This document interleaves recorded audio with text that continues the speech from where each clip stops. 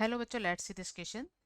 इस क्वेश्चन में दो लिस्ट है, लिस्ट ए और लिस्ट बी। लिस्ट ए में कुछ प्रोसेसेस गिवन है और लिस्ट बी में हमें उस इक्विलिब्रियम गिवन है। इन इक्विलिब्रियम को उस रिलेटेड प्रोसेस से रिलेट करना है।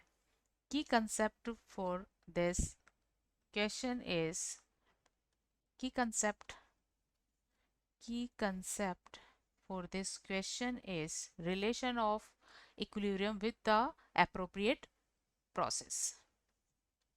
Relation of equilibrium with appropriate process.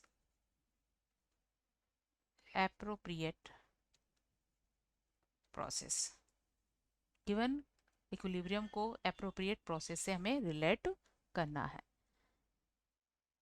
ए है liquid is in equilibrium with vapor. Liquid is in equilibrium with vapor. ऐसा तब होता है जब हम लिक्विड को बॉयल करते हैं। तो इस बॉइलिंग टेम्परेचर पर लिक्विड वेपर इक्विलिब्रियम पर आ जाते हैं। इसका मीनिंग ये होता है कि वेपर फेज में जो गैसियस मॉलिक्यूल्स हैं, वेपर है, उसकी क्वांटिटी कांस्टेंट हो जाती है। जितना लिक्विड वेपर में चेंज होता है उतना वेपर फिर से लिक्विड में कंडेंस हो जाता है। तो दो opposite process condensation and vaporisation same rate से होते हैं। इस कंडीशन को कहते हैं हम इक्विलिब्रियम। तो ये इक्विलिब्रियम एस्टेब्लिश होता है बॉइलिंग पॉइंट पर। तो हम ए को रिलेट कर सकते हैं किससे? टू बॉइलिंग पॉइंट से। बॉइलिंग पॉइंट से। बी में सॉलिड लिक्विड इक्विलिब्रियम पर है। सॉलिड लिक्विड इक्विलिब्रियम पर है। ये तब होता है जब हम सॉलिड को मेल्ट करते हैं। तो एक कंडीशन जिसपे सॉलिड लिक्विड इक्विलिब्रियम पर होता है, उस पॉइंट को कहते हैं फ्रीजिंग पॉइंट और फ्रीजिंग पॉइंट। उसको कहेंगे हम फ्रीजिंग पॉइंट और मेल्टिंग पॉइंट भी कह सकते हैं इसको। तो फ्रीजिंग पॉइंट वो टेम्परेचर होता है जिसमें सॉलिड लिक्विड दोनों फेज इक्विलिब्रियम पर आ जाती है। And see solid and vapour are in equilibrium.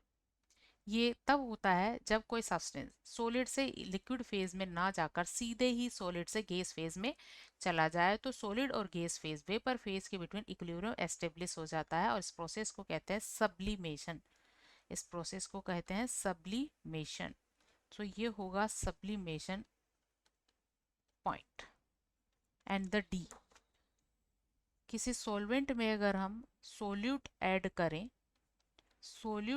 करें और सॉल्यूशन और सोल्यूट प्लस सॉल्वेंट इक्विलिब्रियम में हो। किस में हो? इक्विलिब्रियम में हो। इसका मतलब ये है हम जितना सॉल्यूट उसमें ऐड कर रहे हैं वो सॉल्यूशन में जा रहा है और सॉल्यूशन में प्रेजेंट सोल्यूट के आयन उसी समय क्रिस्टलाइज भी हो रहे हैं। तो यहाँ दो process, dissolution process and the crystallisation, दोनों प्रोसेस अपोजिट डायरेक्शन में सेम रेट से होते हैं। उस कंडीशन में इक्विलिब्रियम एस्टेब्लिश हो जाता है और इसे कहा जाता है, ऐसे सॉल्यूशन को कहा जाता है सैचुरेटेड सॉल्यूशन। सैचुरेटेड सॉल्यूशन कहा जाता है जब सॉल्यूट की सॉल्वेंट में मैक्सिमम डिजोल्व अमाउंट प्रेजेंट होती है। तो उस कंडीशन में दोनों प्रोसेस सेम रेट से इक्वल एंड अपोजिट डायरेक्शन में होते हैं। ऐसा सॉल्यूशन सैचुरेटेड सॉल्यूशन कहलाता है। तो हम लिक्विड एंड वेपर को ए को हम कनेक्ट करेंगे बी से, सॉलिड एंड लिक्विड को हम कनेक्ट करेंगे फ्रीजिंग पॉइंट से। इसी तरह सॉलिड और वेपर को सब्लिमेशन से और सॉलिड प्लस सॉल्वेंट सॉल्यूशन को कनेक्ट करेंगे सैचुरेटेड सॉल्यूशन से। Hope you understood well. Best of